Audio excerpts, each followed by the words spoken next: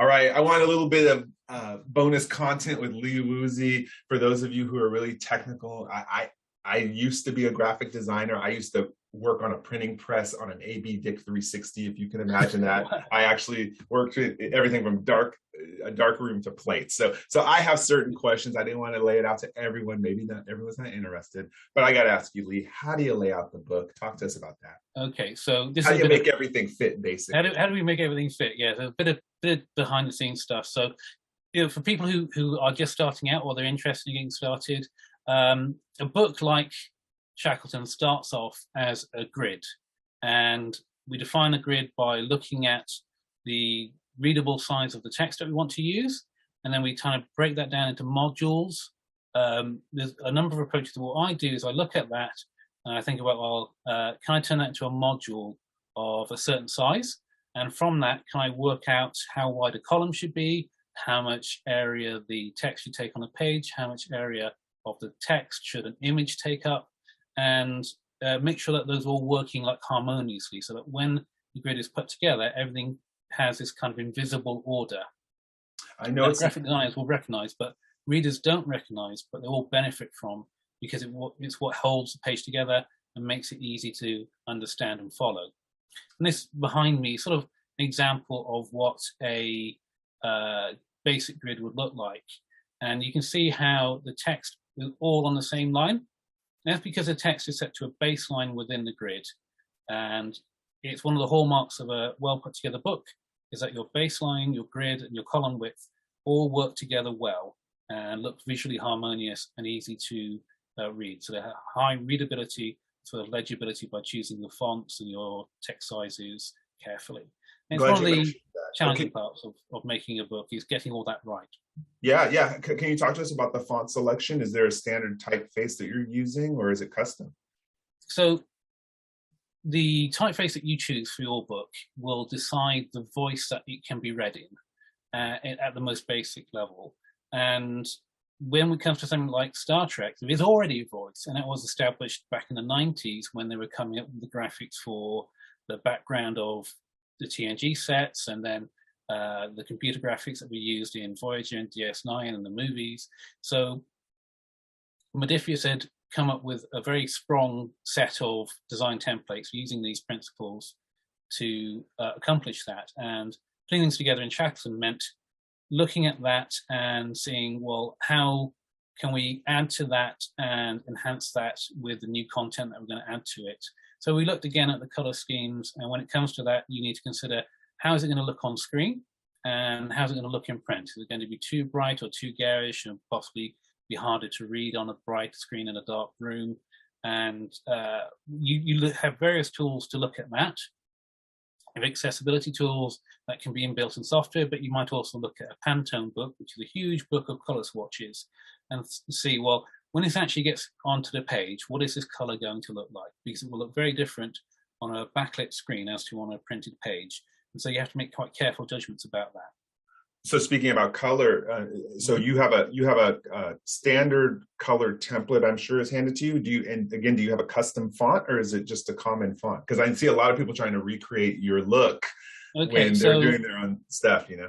A graphic designer will easily see what typeface we're using, because we're using Helvetica in a condensed and bold form, and that's the standard typeface for most of the LCARs and the Okudagrams from Star Trek.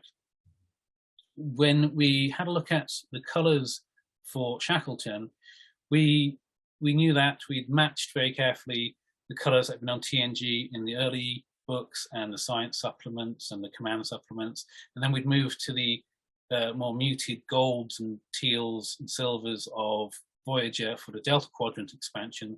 And now was the time just to move a little bit ahead in the timeline for that. And we looked at lots of different sources. So I revisited all the TNG movie graphics and took some swatches from there. And then we had a look at the very briefly seen the graphics in the background with the Titan on lower decks. And we thought, well, they're quite bright blue. That's a really quite nice inversion of the gold that we were using on the Delta Quadrant supplement. So we went down that aisle, we did some prototypes, and we showed them around. We showed them to the art directors, and we got approval on which ones we wanted to go with. And so we just very gradually moving along the Star Trek timeline with the graphic design in that sense.